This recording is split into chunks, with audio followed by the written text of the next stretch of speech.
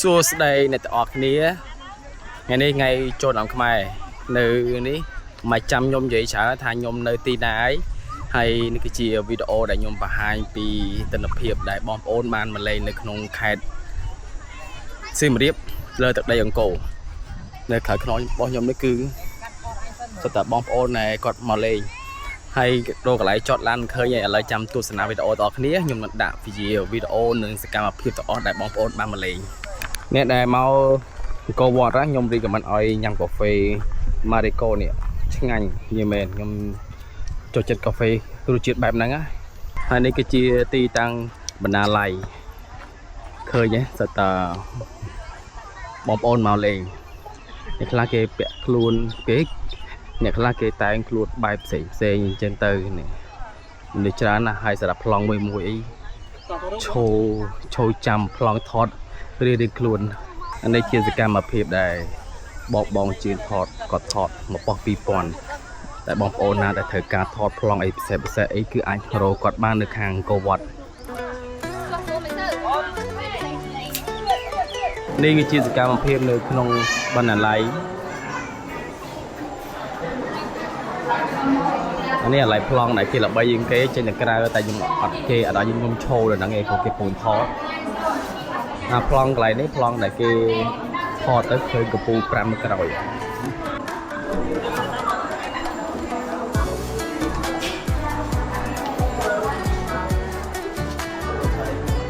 អ្នកទាំងអស់គ្នាបើសិនជា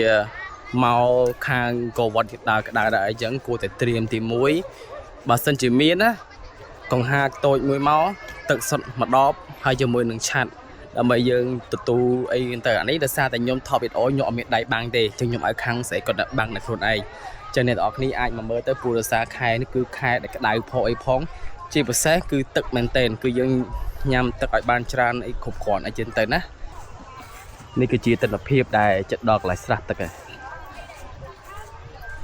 ស្រះទឹកនៅហ្នឹងគឺនៅតែមានទឹករហូតហ្មងអានេះផ្លូវឡើងទៅចុងកដាបកពូផ្សាតផ្លូវកដាលហើយនេះមួយទៀតពេលដែលយើងញ៉ាំអីយើងកុំបោះចោលញ៉ាំយើងត្រូវបោះចោលនៅក្នុងធុងតារាមនេះគឺជាស្រះទឹកអ្នកទាំងអស់គ្នាធំមែនទែនឃើញទេអានេះប្លង់ឡើងនេះគឺគេថតចាំង reflect មកវិញណា reflect ពីអង្គរវត្តនៅក្នុងទឹកប្លង់ឡើងហ្នឹងគឺប្លង់សំខាន់ដែរនេះពេលគេថតទៅគេឈរគេនេះមកថតមកវាមានចាំងកពូវិស័តនៅខាងទឹកហ្នឹងហ្មងនេះសកម្មភាពដែលគេកំពុងថត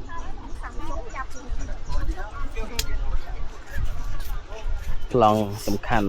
គឺច្រើនឡៃហ្នឹងជនបរទេសមកច្រើនហ្នឹង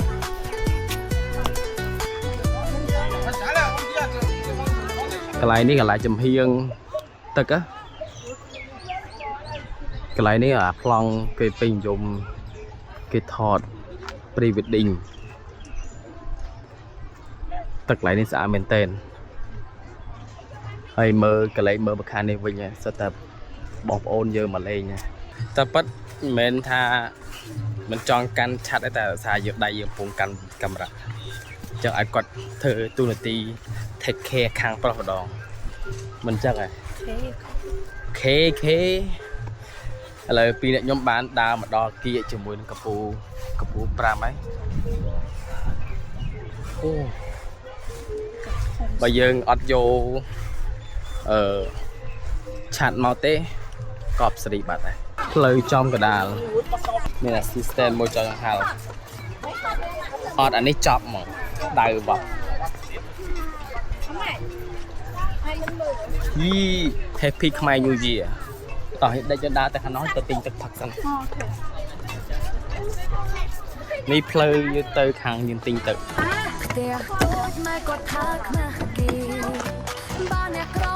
កន្លែងនេះកន្លែងគេលក់ទឹកក្រូចលក់អីទឹកប្រភេទទឹកអូលើច្រើនមែនតើ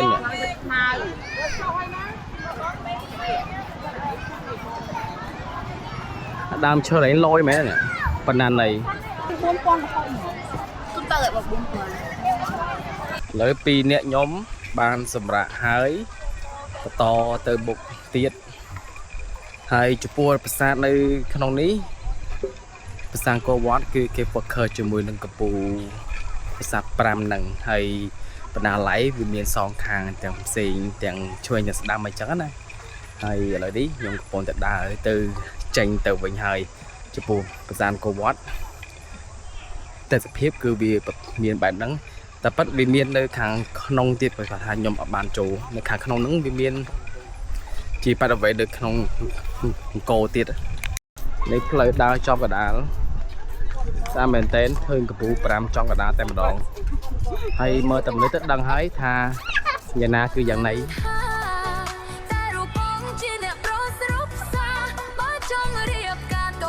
ផ្លូវនេះផ្លូវយើងដើរទៅវិញអ្នកនរគ្នាផ្លូវពេលយើងចូលទៅពោវាមានខាងនោះចង់ចូលតាមនឹងក៏បានចូលតាមនោះក៏បានដែរ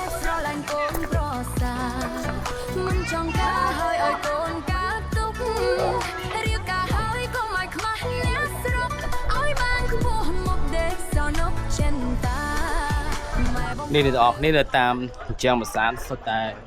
រូបសំណាកអប្សរានៅតាមជាងអានេះដែលគេធ្វើថ្មីទេវាមានរៀបឡំអាចាស់អីគេជួសជុលជក់អីចឹងទៅនេះសំណាក់ប្រាសាទអត់សំណាក់ប្រាសាទរូបអប្សរាគេដាប់ជាប់ជាងឃើញឯនោះនេះ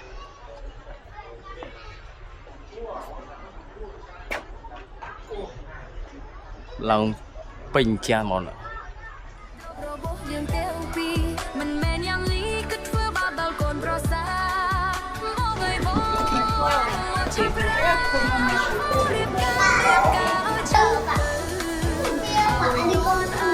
បាក់ដល់ពេលនៅខាងមុខ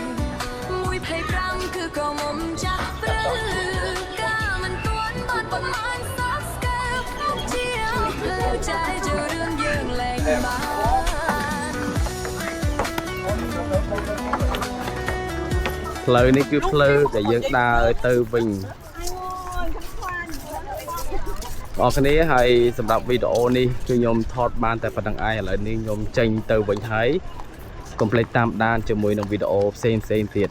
ជួបគ្នានៅវីដេអូក្រោយបាយបាយម្ដងទៀតបាយបាយ